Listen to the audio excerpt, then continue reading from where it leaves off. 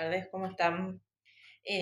Vamos a empezar ahora con la escuela esta, el conductismo. Siempre invito a que vean cada una de las escuelas como unos nuevos anteojos que se están probando. Y en otras materias también van a ver las diferentes escuelas, pero acá lo vamos a ver desde una visión histórica, ¿sí? Les diría, lejos de juzgar, es como verlas con el diario del lunes, ¿no? Entonces, acá como que vamos a respetar la postura de cada una de estas escuelas en su momento y en el contexto en el que se dan. Porque en este caso vamos a hablar del conductismo, una ciencia, la ciencia de la conducta observable. El conductismo habla mucho de estímulo-respuesta y cómo es que se sigue haciendo el pasaje, ¿no?, de la psicología como ciencia, como desde el método científico. El problema era, en principio, cuando hablábamos de Gunn a fines del siglo XIX, él hablaba de lo que era la conciencia. Acuérdense que hablábamos de qué sensación, qué siento, qué percibo, qué me representa a mí una hoja, hablábamos. Entonces esto es totalmente especulativo, es ineficiente y son respuestas sin práctica, ¿bien? Cuando se deja de lado esta idea de Gunn, vamos al otro continente, pasamos a Estados Unidos. En 1912 genera Watson el conductismo, nace en lo que es un contexto preguerra, guerra mundial, en donde las necesidades eran tener individuos que sean adaptados, ¿sí?, que sean más adaptados, que sean útiles y que su rendimiento sea predecible y controlable. Era lo que se necesitaba en el contexto en ese momento, ¿sí?, en esa época. ¿Qué raíces filosóficas y biológicas tiene el conductismo? Por un lado, el positivismo, pragmatismo, materialismo, mecanicista y el evolucionismo. El positivismo, porque admite los hechos observables, se une a la idea del método científico. El evolucionismo de Darwin, el evolucionismo tiene que ver con justamente la adaptación al medio, ¿sí?, la adaptación del más hábil, del más apto, y esta continuidad biológica entre lo que es animal y hombre. El pragmatismo va a ir de lo verdadero es lo útil, ¿sí?, se juzga por la actuación práctica sobre los objetos, y el materialismo mecanicista es justamente las leyes causales. El universo es una cadena de causa-efecto, justamente el estímulo-respuesta. ¿Qué va a tener como objeto de estudio el conductismo? La conducta observable, es decir, las verbalizaciones, los movimientos musculares y las secreciones glandulares. Se deja de lado lo que es la mente y el alma. Se pasa a la conducta, lo que se observa de esa conducta. Lo que el organismo dice o hace, el conductismo reduce los procesos mentales a hechos meramente fisiológicos adaptados. ¿Qué método? El método por excelencia va a ser el rigor experimental y la observación controlada. ¿Qué es lo que tiene acá? El conductismo, a partir de un estímulo, se genera una respuesta. Y en el medio de ese estímulo y respuesta tenemos lo que sería una caja negra, que son las características propias del sujeto. Acá Watson ignora lo considerado, ignora qué es lo que hay en esta caja negra, considerándolo a esto como algo totalmente subjetivo e inobservable. Y el estímulo tiene que ver con una variable independiente, mientras que la respuesta va a ser una variable dependiente. Es a partir del estímulo en una conducta, de una condición suscitada por el experimentador, por el medio. El objetivo es, dado un estímulo, se prevé una respuesta, ¿sí? Veo fuego, si voy y toco, la respuesta es sacar el dedo, me tocan la rótula con el martillito y la respuesta es el reflejo, ¿sí?, el reflejo rotuliano. Entonces, ante un estímulo hay una respuesta. Conducta observable, ¿sí?, es experimental, ¿bien? Acá vamos a tener 4 representantes. ¿sí? Cuatro arquitectos. Entre ellos tenemos Pavlov, Watson, Thorndike y Skinner. Pavlov va a trabajar el paradigma del condicionamiento clásico, vamos a hablar de los perros, ¿sí? Y de su fisiología. El concepto más central es la idea de reflejo condicionado por asociación. Después vamos a ver Watson, que es el representante principal del conductismo, que es el conductismo radical. Él estudia a un bebé, a Albert, y el concepto fundamental que él trabaja es las emociones innatas. Thorndike habla del conexionismo, el estudio de gatos, él estudia con gatos y el concepto es ley de efecto.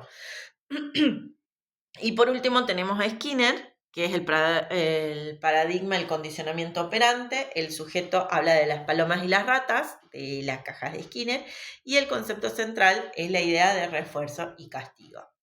Empecemos por Ivan Pavlov. En Pavlov tenemos el condicionamiento clásico, que es el aprendizaje por asociación de estímulos. Es justamente ante la imagen fase 1, el perro en azul, el perro ve el alimento, aumenta la secreción de saliva, ¿no? En cambio, si le hacemos sonar una campanita, al perro no le produce nada. Cuando asociamos la campana con el alimento, cada vez que le vamos a dar el alimento, cuando ustedes vayan a la lectura del texto, se van a encontrar con este ejemplo más detallado. Cada vez que se le presente al perro el alimento, se le va a hacer sonar la campanita, entonces surge lo que sería un apareamiento entre comida-campana y produce el aumento de la salivación. Entonces, solo el hecho de sonar la campanita va a aumentar ya la salivación del perro. Justamente esto es muy clásico en nuestros días, cuando a un animalito le enseñamos a dame la mano, ¿sí? Te doy la galleta, entonces el animalito justamente sabe que si te da la mano, le vas a dar una galleta. Es condicionamiento clásico. Después, si hablamos de Watson va a trabajar con Albert, un bebé, ¿sí? Las emociones como reflejo. Para Watson hay 3 emociones básicas, innatas, propias del ser humano, que son el amor, el miedo y la ira. Justamente si pensamos en un recién nacido, el dolor de panza, la molestia de la panza la hace a través de la ira, el llanto.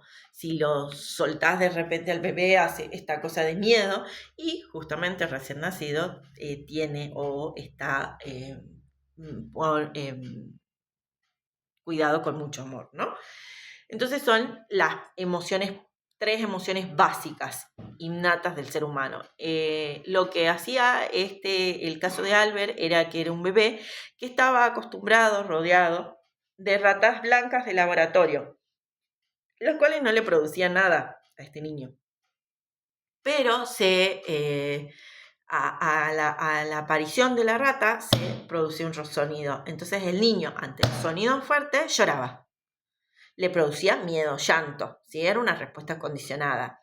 Entonces, la generalización era, el bebé transfiere el miedo a todo objeto peludo, digamos, ¿no? O sea, a un perro, un abrigo de piel, al conejo, o sea, a la rata, porque cada vez que aparecía el sonido, el animal se asociaba al sonido y eso producía el llanto en el bebé. Esto es lo que estudia Watson con estímulo-respuesta, ¿no? Ante estas 3 emociones.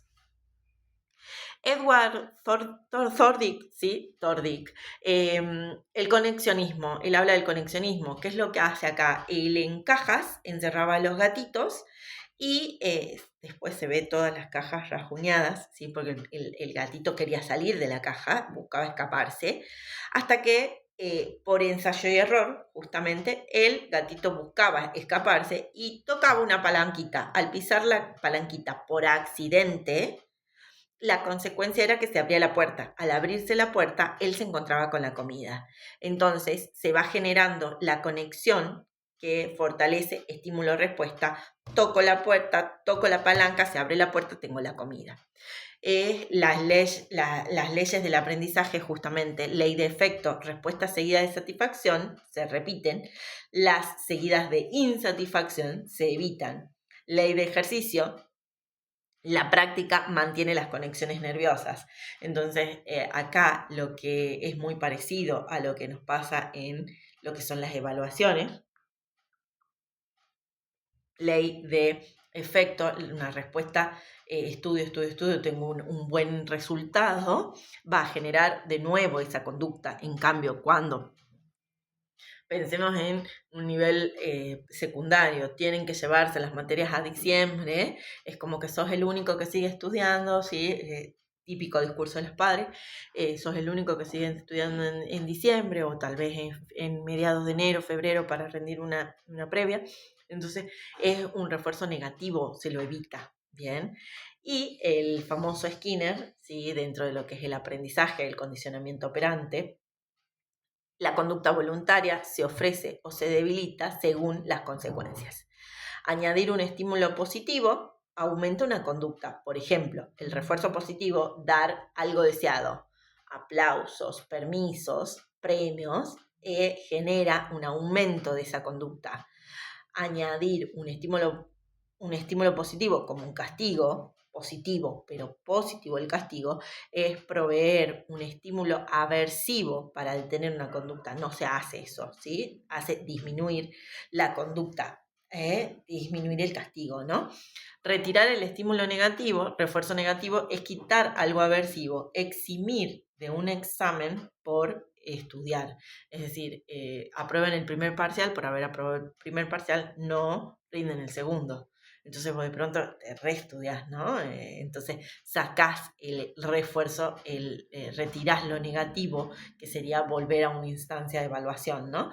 Y el castigo negativo es quitar algo deseado para detener una conducta que justamente el castigo tiene menor efectividad a largo plazo. ¿Bien? Algo ya un poco más contemporáneo, más un poco de nuestra época, son los estudios que hizo Bandura en cuanto al aprendizaje por observación, ¿sí? Modelado, que acá Bandura establece la idea de que a través de las investigaciones, la atención, retención, producción y motivación, se genera aprendizaje, ¿no? En la atención, el concentrarse en el modelo imitar permite una retención de la codificación simbólica en las representaciones mentales, no es solo estímulo-respuesta, una reproducción, la capacidad física de ensayar la conducta y la motivación, predisposición para asumir los objetivos. Justamente podemos hoy ver en muchos reels de las diferentes plataformas esto de que un niño, un hijo más aprende por imitación que por lo que un padre dice, ¿no? Por ejemplo, recordando algo, la premisa fundamental, la mayor parte de la conducta humana se aprende imitando modelos del entorno, observando las consecuencias que estos sufren.